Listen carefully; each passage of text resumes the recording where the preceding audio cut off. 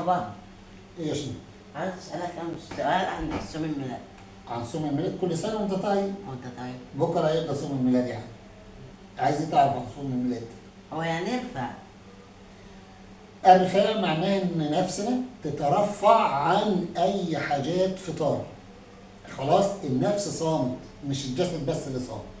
يعني الشهوه بتاعت النفس ما تشتهيش اكل فطار.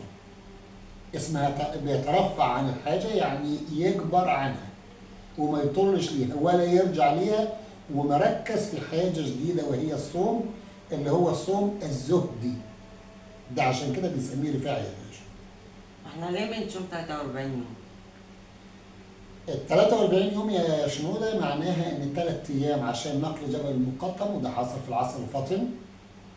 لما صام او صامت الكنيسه كلها علشان نجل جبل المقطم. ان كان لكم ايمان مثل حبه الخردل تقولون للجبل هذا انتقل فينتقل. فاحنا صمنا في عهد القديس سمعان الخراز، فدي بنحيي الذكرى بتاعتها 3 ايام، ودي كانت صوم منفصل عن ال40 يوم. ال40 يوم ليه يا شنوده؟ لان زي ما موسى النبي صام 40 يوم على الجبل علشان يقدر يستقبل الشريعه، فالكنيسه بتصوم 40 يوم لاستقبال شريعه العهد الجديد. موسى النبي كان شريعه العهد القديم، السيد المسيح هو شريعه العهد الجديد اللي بيه تكتمل كل النبوات بتاعه العهد الجديد. عشان كده دي 3 ايام و40 يوم احنا بنصوم عشان استلام شريعه العهد الجديد او ميلاد السيد المسيح اللي هنبدا بيه يدعى اسم يسوع يخلص شعبه من خطاياه. واحنا ليه صيام الميلاد من الدرجة الثانية مش الدرجة الأولى؟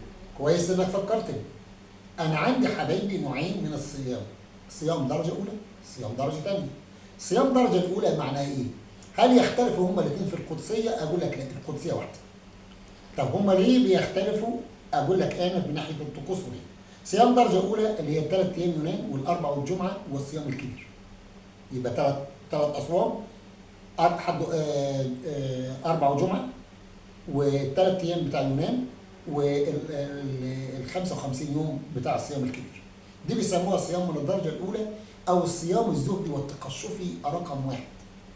طب يعني ايه صيام من الدرجه الثانيه؟ الكنيسه عشان اكتر من تلتين السنه صيام، فقالت بدل ما نقعد نصوم كله بقوليات او كله نباتي، مفيش اكل لحوم خالص في تلتين السنه مش هينفع، فحبت تخفف عنا وسمحت لينا باكل السمك. انا عارف انك هتسالني تقول اشمعنى؟ السمك. اشمعنى السمك؟ اكتر من حاجه. اولا السمك السيد المسيح نفسه قالوا عنه ان هو اكل سمك ولم ياكل لحمه. 2 السيد المسيح كان سبب البركه 5000 رجل ما عدا النساء والاولاد، لما اتذكرت في ال3 اناجيل الاولى بنفس النص ان كان ربنا بارك في ال5 خبزات والسمكتين اشبع بيهم 5000 رجل ما عدا النساء والاولاد. ومره تاني اشبع 3000 شخص. فاصبح دلوقتي احنا عندنا السمك اتذكر رمز للبركه. في حاجه تاني، السيد المسيح كلمه السيد المسيح او ابن الله الحي معناها باللغه اليونانيه اخسوس. وكلمه اخسوس الحرف الاول واخدينها من القاب السيد المسيح، فعملت كلمه سمكه. يبقى كلمه اخسوس معناها سمكه باليوناني، ودي اول حرف من الحروف اللي بنديها للسيد المسيح ان هو قدوس الله اللي احنا بنديه القدسيه دي.